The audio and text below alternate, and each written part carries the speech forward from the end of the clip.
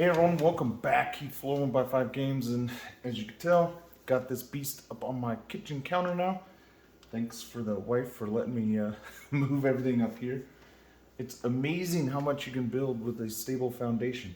Someone should have said that to the whoever created the Leaning Tower of Pisa. Alright, you can probably tell, I'll do a little walk around real quick. I've actually got a lot of work done since I moved it up here. Today I have exactly 2 weeks until I want to ship, which and a 3-day weekend in between. I would like to ship sooner if possible, so we're at that stage in the project where we have to start assigning project action items or checklists, if you will. I have quite a few here, and I've had to prioritize some of them. Some of them I prioritize as highest because my window to order from Bricklink is shrinking, if not already almost gone. And then some of this I have to do with the build here.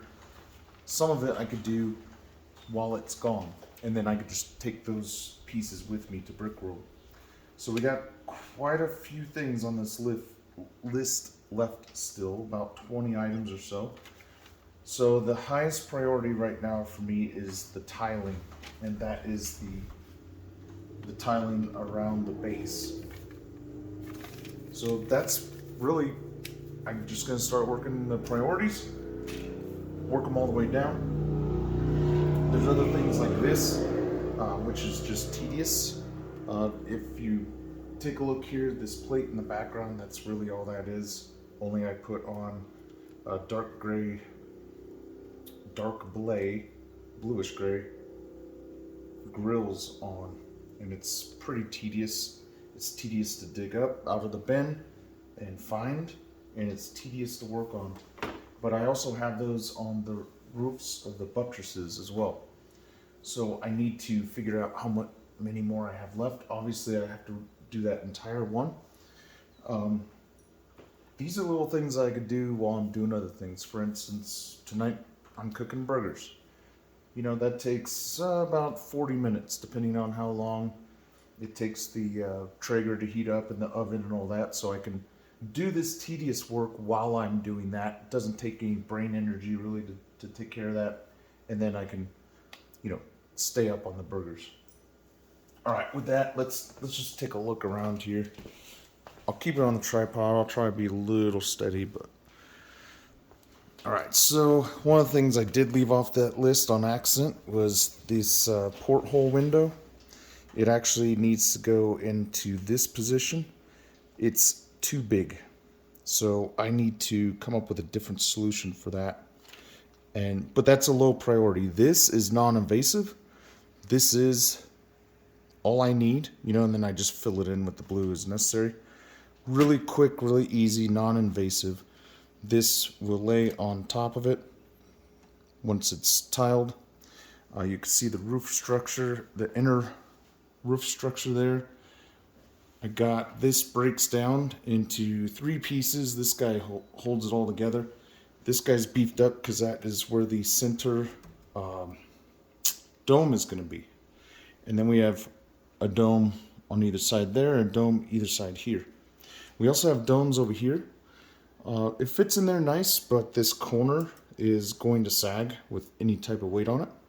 So I have to come up with a solution. I'm probably just going to drop something down from this guy to hold it in place. You'll also notice that as this roof slopes away, there's going to be a little continuation of this roof. So I need to go on with the blue and the white, and then I have to complete the roof trim all the way around. The good thing about this section here that's hanging is there's 2 sides, so I can work on the roof trim on one side and work on a solution to catching that hanging corner on the other side. And then once I'm done, I just put both solutions in place. Here we have the roof, one of the roofs for these guys. I keep calling these pop-outs, but I think they're just another form of buttress or some shit. I don't know. One day I want to take not archaeology, Jesus, whatever. architecture. There we go. Big brain. One day I want to take some architecture classes and learn some of these. I kind of self-teach myself some of these things, but it'd be nice to kind of get a real class on it. We also have, this is the front door. So the front door, it's a big assembly that I need to start on. Haven't even started on it. You'll notice that this pop-out has a little window there. This one doesn't. That's actually based on the real building's design. So that's not something that I accidentally left out, or even, it was left out on purpose for sure. So we got our buttress here. I still have 9 more to build. At least up to that. I think you've seen me build a few of those. But I was waiting on these gold pieces, and I just got them today. I was also waiting on these slopes. I have a whole bigger bag somewhere around the table here. So that's another one of those things where it's low risk. I have at least 90% of the parts minus these grills.